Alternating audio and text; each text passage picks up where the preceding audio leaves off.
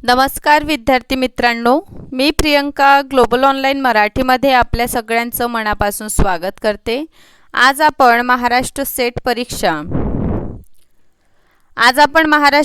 परीक्षा 2024 यासाठी पेपर क्रमांक 2 हिस्ट्री। आता पेपर 2 हिस्ट्री यामधील आपण युनिट क्रमांक 2 एन्शंट हिस्ट्री म्हणजे प्राचीन भारताचा इतिहास यातील युनिट क्रमांक 2 ला सुरुवात केलेली होती आणि यामधील बघा आजचा आपला लेक्चर क्रमांक 15 आहे, ज्यामध्ये आपण पुष्पभूती वंश याचा अभ्यास करणार आहे। म्हणजे कशा प्रकारे वर्धन घराणे यांचे संस्थापक पुष्पभूती होते आणि यानंतर कशा प्रकारे याच वंशात हर्षवर्धन झालेले आहे, त्यांचं काय कार्य आहे, या महत्त्वपूर्ण बाबींचा अभ्यास आपल्याला आजच्या व्हिडिओ लेक्चरमध्ये करायचा आहे। यापूर्वीचं जर लेक्चर तुम्ही बघितलं नसेल तर नक्कीच बघा, कारण यामध्ये आपण गुप्तकालीन प्रशासन व्यवस्थेचा अभ्यास केलेला आहे आणि गुप्तकाळ आणि मौर्य काळ या दोघंही जी ॲडमिनिस्ट्रेशन आहे प्रशासन व्यवस्था जी आहे याचं कंपॅरिझन सुद्धा आपण केलेलं आहे। त्यामुळे तो व्हिडिओ लेक्चर्स नक्की बघा, जेणेकरून आजच्या व्हिडिओचं अंडरस्टँडिंग जे आहे तुमचं आणखीनच व्यवस्थितरित्या होणार। सोबतच आपल्या सगळ्यांना कल्पना आहे की महाराष्ट्र सेट एक्झाम जे आपलं टोटल सिलेबस आहे हिस्ट्रीचं टोटल 10 युनिट्समध्ये डिवायडेड आहे आणि या 10 युनिट्स कव्हर करणं खूप बघा मोठं असं आपल्याला टार्गेट वाटतं, कारण हिस्ट्री असं खूप मोठं आपल्याला दिलेले आहे। त्यामध्ये unit wise ancient, medieval, modern आणि यासोबतच इतिहास लेखनशास्त्रसुद्धा आहे। तर एवढा मोठा सिलेबस टार्गेट करण्यासाठी कंप्लीट क्रॅश कोर्स सुद्धा महाराष्ट्र सेट इतिहास या विषयासाठी अवेलेबल आहे, ज्यामध्ये आपल्याला लाईव्ह व्हिडिओ लेक्चर्स मिळणार आहे। संपूर्ण अभ्यासक्रमावर आधारित व्हिडिओ लेक्चर्स असेल, ठीक आहे।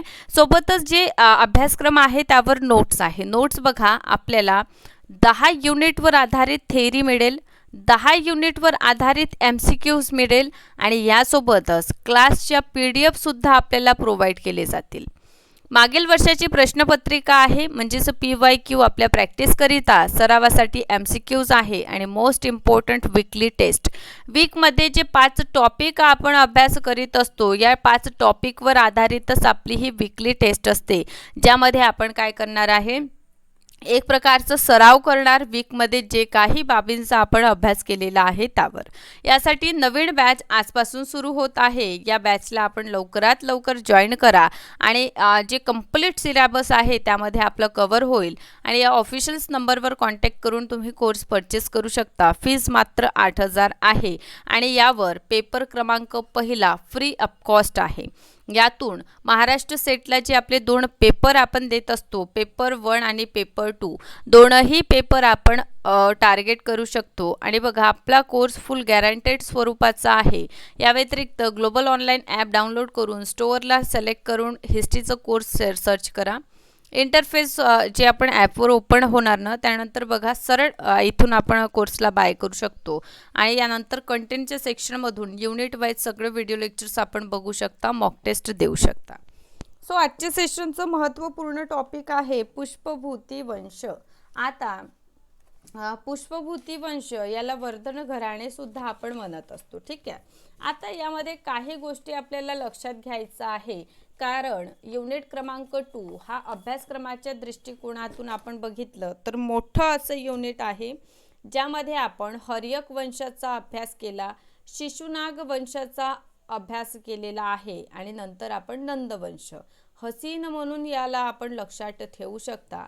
आणि समोर आपण गेलेलो त्यानंतर आपण मगधचा उदय, ठीक आहे, मगधवर कशा प्रकारे सुंग वंशाचं शासन येतं, ठीक आहे, आणि त्यानंतर कसं कण्व येणार आणि त्यानंतर कसं सातवाहन शासन करणार म्हणजे मसूक, हसीन मसूक सा म्हणजे सातवाहन। आता बघा इथे मी काही कीवर्ड्स लिहून दिलेले आहे तुम्हाला, ठीक आहे।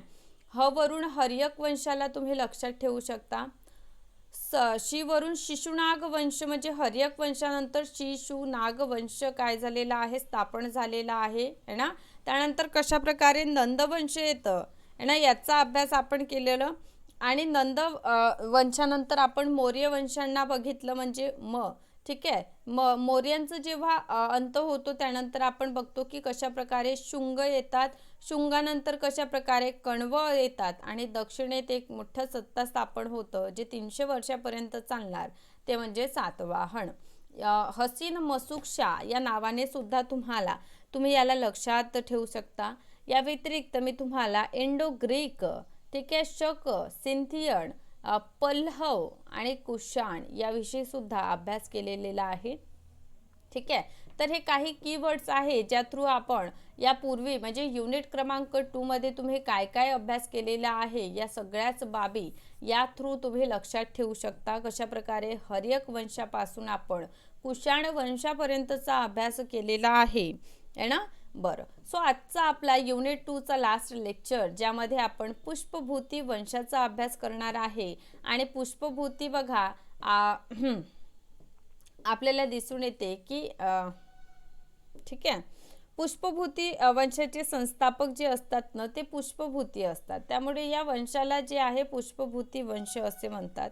ठीक आहे, पहा पुष्पभूती वंश जी आहे हाच वंश आपण वर्धन या नावाने सुद्धा ओळखतो. ठीक आहे, आता यामध्ये आपल्याला लक्षात काही गोष्टी घ्यायच्या आहे, त्या म्हणजे सर्वप्रथम काही गोष्टी मी तुम्हाला नोट डाऊन करून देते आणि नंतर आपण सुरू करूया सेशनला.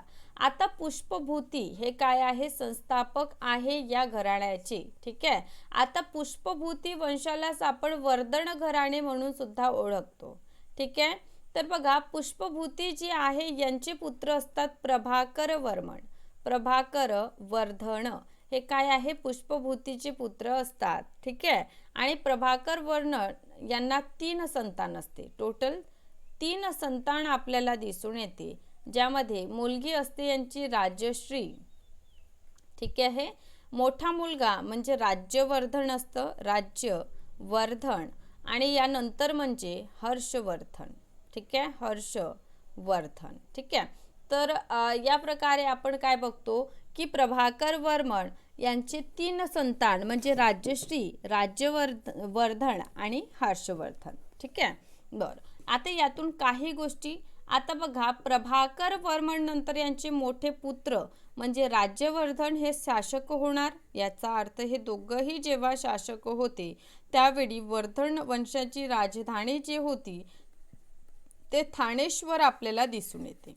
ओके, बरं, आता लक्षात घ्या काय होतं, राजश्री जे आहे यांचं विवाह कन्नौज म्हणजे मोखरी वंशामध्ये होते. कन्नौज येथे या टाइम पिरियडला मोखरी वंशाचं राज्य आपल्याला दिसून येते. ठीक आहे, तर मोखरी वंशाचे शासक होते ग्रहवर्मा. या ग्रहवर्मासोबत कोणाचा विवाह होतो, राजश्री यांचा विवाह होते. ठीक आहे, याचा अर्थ वर्धन आणि मोखरी म्हणजे थानेश्वरचे वर्धन आणि मोखरी यांच्यामध्ये वैवाहिक संबंध प्रस्थापित झाला. ओके, बरं, यामध्ये लक्षात घ्या की हा जो क्षेत्र तुम्हाला दिसून येतं. ओके ओके, इथे लक्ष द्या थोडा. ठीक आहे, बरं, आता इथे आपला हा जो हरियाणाचा भाग आहे. ठीक आहे, या हरियाणाच्या भागामध्ये थानेश्वर ही काय होती यांची राजधानी आपल्याला दिसून येते. ठीक आहे, थानेश्वर येथे यांची काय आहे राजधानी. आता कन्नौज हे काय, यासाठी बघा त्रिपक्षीय संघर्ष युनिट 3 मध्ये आपण बघणार आहोत आणि इथे होता ग्रहवर्मा. ठीक आहे,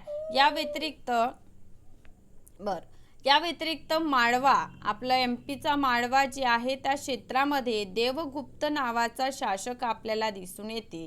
आणि या व्यतिरिक्त बंगालमध्ये गौड नरेश, ठीक आहे, शशांक आपल्याला दिसून येते. हे काय आहे, एकमेकांची प्रतिस्पर्धी असतात. ठीक आहे, आता बघा हा जो ग्रहवर्मा आहे. ओके, काही गोष्टी आपण समजून घ्या. ग्रहवर्माचा झगडा होता देवगुप्त सोबत. आता यातूनच देवगुप्त काय करतो, या ग्रहवर्माला मारून टाकतो. आता ग्रहवर्मा म्हणजे कोण, थानेश्वरच्या वर्धनाचा जवाई. यातूनच पहा यावेळी जेव्हा त्याला मारून टाकण्यात आलं तेव्हा राजश्री काय करते, जंगलात चालली जाते. ठीक आहे, वनामध्ये चालली जाते. यातूनच आपल्या जावाईचा बदला म्हणजे आपल्या बहिणीचा जे हजबंड आहे त्यांचा बदला घेण्यासाठी राज्यवर्धन काय करतं, यावेळी शासक असतं, तर राज्यवर्धन काय करेल, या देवगुप्ताला मारून टाकेल.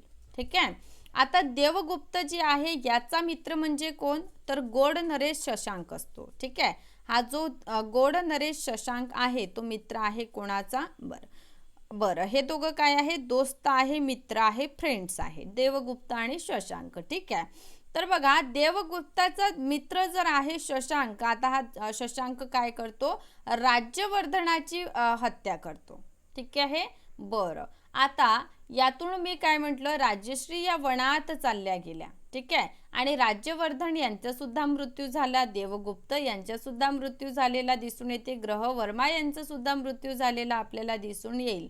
यातूनच आपण बघतो ठीक आहे की हे जेव्हा जंगलात पडून गेली तेव्हा आतिश दिवाकर बौद्ध भिक्षू जे आहे ते हर्षवर्धन यांना सांगतं आणि त्यातूनच आपण बघतो की त्यांना नंतर शोधण्यात येते आणि नंतर कशा प्रकारे मोखरी वंशाचं जे काही कारभार आहे ते हर्षवर्धन बघतात. ठीक आहे, तर नेक्स्ट वन आपल्या स्लाइडकडे आपण जाऊया. ठीक आहे, आय होप तुम्हाला काय हा संघर्ष आहे कशा प्रकारचा आहे ते व्यवस्थितरित्या कळलेला आहे. तर आपण समोर जाऊया. ओके, तर आपण समोर जाऊया. हर्षवर्धन बघा, पुष्पभूती वंश आणि वंशाचे संस्थापक पुष्पभूती होते. पुष्पभूती यांचेच पुत्र म्हणजे प्रभाकर वर्धन आपल्याला दिसून येते. आता गुप्त वंशाच्या राजा जे आहे त्यांच्या दुर्बलतेचा फायदा घेऊन पूर्वी पंजाबमध्ये यांनी आपली सत्ता बळकट केली आणि यातूनच ठाणेश्वरला यांनी आपली राजधानी बनवली होती. आता पुष्पभूतीनंतर प्रभाकर वर्धन शासक झाले आणि त्यांनी आपल्याला दिसून येते हुन, हरिकेशरी, सिंधुराज अशा उपाध्या धारण केलेल्या आपल्याला दिसून येते. ठीक आहे, आणि सोबतच मोखरी सोबत वैवाहिक संबंध प्रस्थापित केल्याचे दिसून येते. ओके, सोबतच आपण बघतो राज्यवर्धन प्रभाकर वर्धनाच्या मृत्यूनंतर आता काय होतं मी तुम्हाला आताच सांगितलं, पुष्पभूती हे काय आहे, या वंशाचे संस्थापक आहे. यांचे पुत्र म्हणजे प्रभाकर वर्धन आणि प्रभाकर वर्धन यांचे 3 संतान होते. मोठे पुत्र म्हणजे राज्यवर्धन, पण राज्यवर्धन यांचं हत्या देवगुप्ताद्वारे होताना आपल्याला दिसून येते. देवगुप्त विरुद्ध यांचं युद्ध होते ज्यात हे देवगुप्ताला मारतात आणि गोड नरेश शशांक काय करतो, यांची हत्या करतो. ठीक आहे, तर राज्यवर्धनाच्या मृत्यूनंतर शासक होणार हर्षवर्धन. ठीक आहे, तर राज्यवर्धन हर्षवर्धन गादीवर येतात त्यावेळी बंगालचा शशांक गोड नरेश शशांक असतो, माळव्याचा देवगुप्त असतो. हे काय करतात, आक्रमण करून ग्रहवर्म्याची हत्या करतात आणि राजश्री कैदेतून पळून चालली जाते. यातूनच राज्यवर्धन यांची सुद्धा हत्या होते. त्यामुळे नेक्स्ट जे रूलर असेल ते हर्षवर्धन असेल. आता पुष्पभूती वंशाचे सर्वात प्रतापी शासक म्हणजे हर्षवर्धन. आता प्रभाकर वर्धन आणि यशोमती यांचे हे पुत्र होते आणि यांचे मोठे बंधू म्हणजे राज्यवर्धन होते. ओके, 606 मध्ये 16 वर्षाच्या आयुमध्ये ठाणेश्वरच्या गादीवर हे रूढ झाले. ठीक आहे, सत्ता प्राप्त केली आणि गोड नरेश शशांक ज्यांनी यांच्या भावाचा हत्या केली होती त्याच्याशी प्रतिशोध घ्यायचं अशी प्रतिज्ञा घेतली आणि आपल्या बहिणीला सुरक्षित कन्नौजला आणायचं, कारण हे मोखरीच्या अंडरमध्ये होतं कन्नौज. ठीक आहे, बरं यासाठी बघा आपल्याला दिसून येते की त्यांना भास्कर बर्मन नावाच्या राजाने सुद्धा सहकार्य केला आणि राजश्रीला कैदेतून मुक्त करून विद्यांचल क्षेत्रामध्ये जेव्हा ते होती त्यावेळी आचार्य दिवाकर मित्र यांच्या सहाय्यतेने राजश्रीला शोधून काढले आणि कन्नौजला परत आणले. आता कन्नौजला राजधानी कोणी बनवले तर हर्ष. ठीक आहे, आता बघा यांची राजधानी काय आहे सांगितलं मी तुम्हाला, ठाणेश्वर आहे. ठीक आहे, यांची राजधानी काय आहे, ठाणेश्वर आहे. पण ठाणेश्वर या टाइम पिरियडला बघा यांच्याकडे मोखरीचं राज्यसुद्धा आलेला होता, त्यामुळे कंबाईन म्हणून कन्नौजला काय केलेलं आहे, हर्ष यांनी काय केली आहे, राजधानी बनवल्याचं आपल्याला दिसून येते. ठीक आहे, बाणभट्ट हे त्यांचे दरबारी आपल्याला दिसून येते. ठीक आहे, बाणभट्ट यांचीच रचना आहे हर्षचरित्र. चीनी यात्री वेन्सांग हर्षवर्धन यांच्या काळामध्ये भारतात आलेले होते आणि यांच्या जवळ कसे हत्ती घोडे होते या सगळ्यांचं वर्णन वेन्संग यांनी केलेलं आहे. ठीक आहे, हर्षवर्धन हे शिवचे उपासक आहे म्हणून त्यांना हिंदू सम्राट सुद्धा म्हटले जातात. आता इथे काही गोष्टी तुम्ही लक्षात घ्यायच्या आहे. ठीक आहे. आता काही गोष्टी याचा अर्थ काय काय आपण लक्षात घेणार इथे. तर बरं, तुम्हाला मी सांगितलेलं आहे की कशा प्रकारे पुष्पभूती वंशाचे संस्थापक नंतर प्रभाकर वर्धन ज्यांनी महाराजाधिराज उपाधी घेतात, यानंतर राज्यवर्धन आणि नंतर हर्षवर्धन. ठीक आहे. बरं, हर्षने काय केलेलं, हर्षवर्धन यांनी कन्नौजला आपली राजधानी म्हणजे संरक्षण दिलं आपल्या बहिणीला म्हणून राजधानी स्थलांतरित केली. यांच्या काळामध्ये वेन्सांग आलेला होता, चिनी यात्री वेन्सांग हर्षवर्धन यांच्या काळात भारताला भेट दिलेली आहे. नालंदा येथे ते राहिले. सियुकी ही त्यांची काय आहे, प्रमुख रचना आहे. आणि वेन्सांग यांनाच यात्रियों का राजकुमार असे सुद्धा म्हटलं जातं. आता बघा, कन्नौज येथे एक परिषद यांनी भरवलेली होती. ठीक आहे, महामोक्ष परिषद याला म्हणतात आणि याचे अध्यक्ष वेन्सांग होते असं म्हणतात.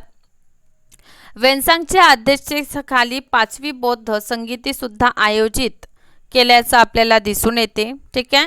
पण सगळ्यात महत्त्वाचं, काश्मीर हर्षवर्धनाच्या साम्राज्याचा भाग नव्हता आणि हर्षवर्धन दक्षिणमध्ये आक्रमण केलं.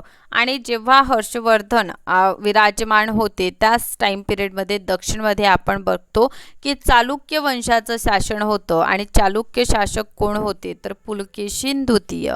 आणि पुलकेशिन द्वितीय आणि हर्षवर्धन या दोघांमध्ये आपल्याला काय दिसून येते, संघर्ष झाल्याचं दिसून येते. याचा अर्थ नेक्स्ट आपलं टॉपिक काय असेल, चालुक्य वंश आहे. ठीक आहे. तर अशा प्रकारे आजच्या क्लासमध्ये मी तुम्हाला हर्षवर्धन यांच्याविषयी सांगितलेलं आहे आणि कशा प्रकारे वर्धन घराणे आहे ना यांनी सत्ता स्थापन केलेली आहे, कशा प्रकारे राज्य केलं, या सगळ्याच बाबी मी सांगितलेल्या. आता युनिट 3ला आपल्याला सुरुवात करायचं आहे. यासोबतच नवीन बॅचला लवकरात लवकर जॉईन करा, सेशनला लाईक करा, शेअर करा, चॅनलला सबस्क्राईब सुद्धा आपल्याला करायचं आहे. Thank you so much.